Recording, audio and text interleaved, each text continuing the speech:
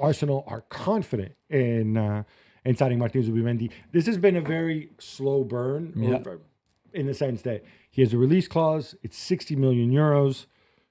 I think this story first came out in November. What the release clause means, you reach an agreement with the player, and under the way the release clause in Spain works, the player is supposed to essentially pay 60 million euros to the club to secure his release. Now, what generally happens is, since Zubimendi does not have 60 million euros coming around, is that, and Arsenal can't technically pay the 60 million to release him.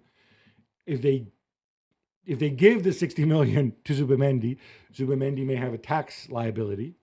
So what they do is they can negotiate around it. They negotiate details with the club. The single most important thing is Real Sociedad don't care where the 60 million comes from. They just want their 60 million or close to it. Most important thing is saying Zubimendi saying sí to Arsenal.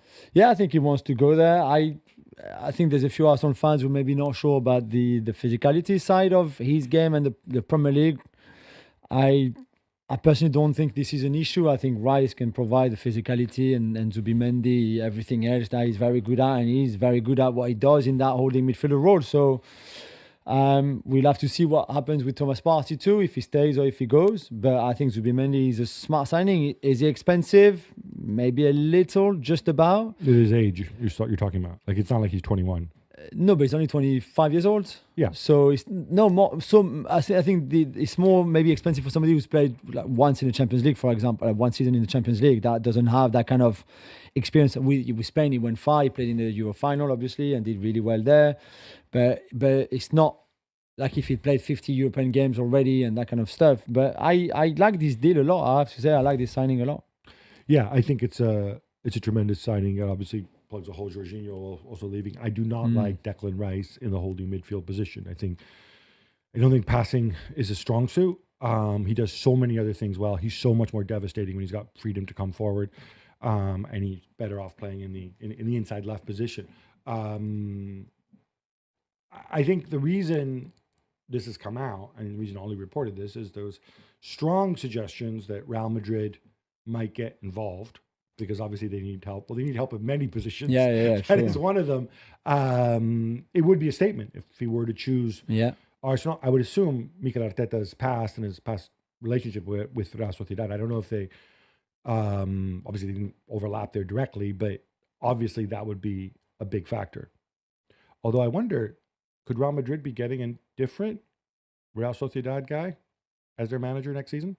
Yeah, maybe. It might have actually even worked with Xabi Alonso, with Zubimendi. I don't know, but it would definitely be a big coup and a really... Just broken the news that Arsenal want Thomas Partey to stay at the club beyond the end of his existing contract. It was due to expire in the summer of 2025. They are in talks with him over a new deal. It was assumed that he would be leaving when that existing contract came to an end. He's at the age of 31, and it wouldn't be a great surprise given all of his injuries. But I think his return to prominence for Mikel Arteta's team has made Arteta and the club be very keen on him remaining here at the Emirates Stadium. It's something that Thomas Partey is very keen on himself. He's happy at Arsenal. His family are enjoying living in London, and as I understand it, he would be open to a new 2-year contract or a 1-year contract with an option to extend by 12 months, and he would like to have improved terms as well. If an agreement is not struck, then Thomas Partey does have alternative options and he'll look to pursue them. So that's a really interesting situation. His fellow midfielder Jorginho is going to be leaving, we believe, when his own terms expire at the end of this campaign. They'll be adding to the midfield with the arrival of Martin Zubimendi from Real Sociedad. Arsenal are acting internally as if that is a done deal. They'll also look to strengthen in attack. Players such as Victor Gyökeres of Sporting Lisbon, Benjamin Sesko on the radar. I don't think Alexander Isak is going to be realistic, nor the likes of Victor Osimhen and any other names you hear swirling around. They may look for a winger, but I think one would need to depart if that was going to happen. Dean Huijsen of Bournemouth, they're in the race for him as a young and promising centre-half, and they need a new second-choice goalkeeper. So a lot to do at the Emirates Stadium, and Partey is one of the things on their agenda, although it's not guaranteed that anything is going to happen there. It's a situation they're exploring. OK, meanwhile, after the game, Jamie Carragher said Arteta would be furious with the result. We saw he didn't look happy either. His point was that if they had won last night, they could have then rested players in the Bournemouth game. That falls, of course, between the two Paris Saint-Germain ties. Do you agree? I personally, I think that they'll have to just forget about the Bournemouth game. They'll have to forget about it. They've got a massive opportunity. They're not going to finish out the top 5. They're not going to do that. They'll have enough games left. The next 2 games against Paris Saint-Germain are huge. They're absolutely huge. They've got an unbelievable opportunity to win in the Champions League, which they've never done before. So for me, I'd be more disappointed with yesterday's result on the strength of, if we want to win the Premier League, and that is really the aim, really, is to win the Premier League, this is going to happen every season. You know, if you're a good team, you're going to go deep into competitions, into Europe, FA Cups, League Cups, hopefully. You need squad players and you need to perform week in, week out. And I think that would be my worry for Mikel Arteta. His worry would be if we're second in the league and we're 2 points behind, we can't have performances like this. And that's why you have to show so much respect to Man City, what they've done over the last few years of consistently churning out results, winning league titles, going deep in the Champions League, even winning it. So that's what would disappoint Arteta more, is next season they have to be a lot more consistent. It's drifted away in that way, but they could say they put all their eggs into this Champions League now. What did you make of the starting lineup then from Arteta? I mean, there was no Bukayo Saka, no Ethan Nwaneri. Did this again to show that the focus is well and truly on the Champions League?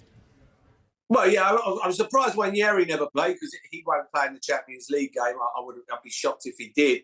But yeah, I mean, Saka, rested. I thought there'd be a couple more. I just don't see the chance. As I say, these opportunities come along. They don't come along too often. Semi-final, PSG already beat them in the group stages. The teams in the other side as well.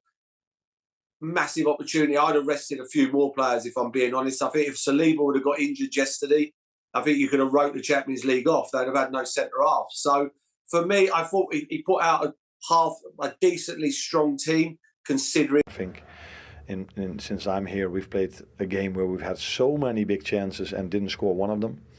And in the end, we needed a set piece to score, which wasn't a big chance, but a great finish from Trent. If you'd have made that contact on the goalkeeper that Patson Daka made on Alisson, would you expect a free kick to be given against you or not? Not in the Premier League. I've seen goals given in this situation, but it's the position where we're in now, where this goes against